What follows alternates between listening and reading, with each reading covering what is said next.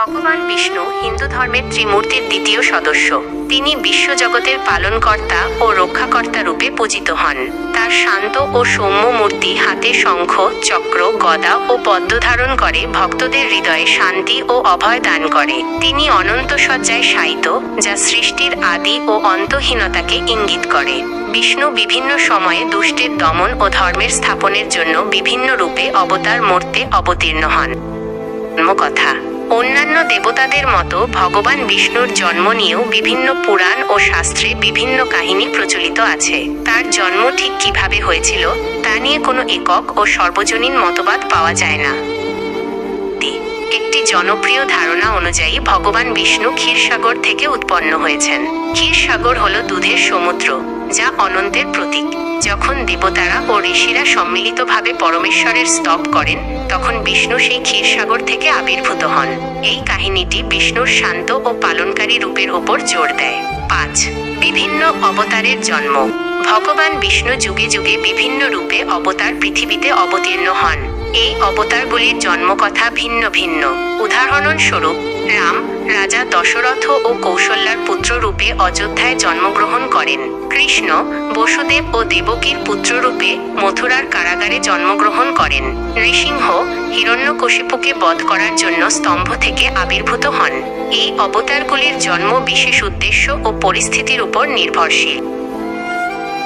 ভগবান বিষ্ণুর জন্মকথা কোনো একটি নির্দিষ্ট কাহিনীর মধ্যে সীমাবদ্ধ নয়।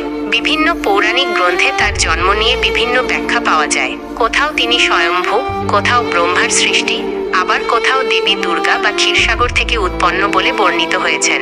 এই বিভিন্ন কাহিনীগুলি আসলে বিষ্ণুর মহিমা, তার অসীম ক্ষমতা এবং ব্রহ্মাণ্ডের সৃষ্টি, স্থিতি ও লয়ের সঙ্গে তার গভীর সম্পর্ককে তুলে ধরে। ভক্তদের কাছে বিষ্ণু সেই পরম সত্তা, যিনি সকল জীবের আশ্রয়। তার জন্ম রহস্য হয়তো সম্পূর্ণভাবে ভেদ করা মানুষের বুদ্ধির অগম্য, কিন্তু তার অনন্ত রূপ এবং লীলা ভক্তদের হৃদয়ে চিরন্তন ভক্তি ও শ্রদ্ধার উদ্রেক করে। এই বিভিন্ন দৃষ্টিকোণ থেকে বিষ্ণুর উৎপত্তি ও মাহাত্ম্য অনুধাবন করা যায়। ভগবান বিষ্ণুর পরিচয়।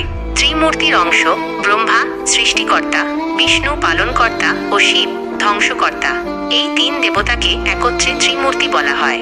বিষ্ণু এই ত্রিমূর্তির পালনকারী শক্তি। বৈষ্ণব ধর্মের প্রধান দেবতা। বিষ্ণুকে কেন্দ্র করে গড়ে ওঠা ধর্মমত বৈষ্ণব ধর্ম নামে পরিচিত।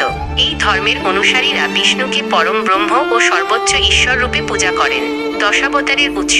বিষ্ণুর 10টি প্রধান অবতারের কথা শাস্ত্রে উল্লেখ আছে, যেমন মৎস্য, কূর্ম, বরাহ, নৃসিংহ, বামন, পরশুরাম, রাম, কৃষ্ণ, বুদ্ধ ও কল্কি। এই অবতারগুলির মাধ্যমে তিনি যুগে যুগে পৃথিবীতে আবির্ভূত হয়ে ধর্ম রক্ষা করেছেন।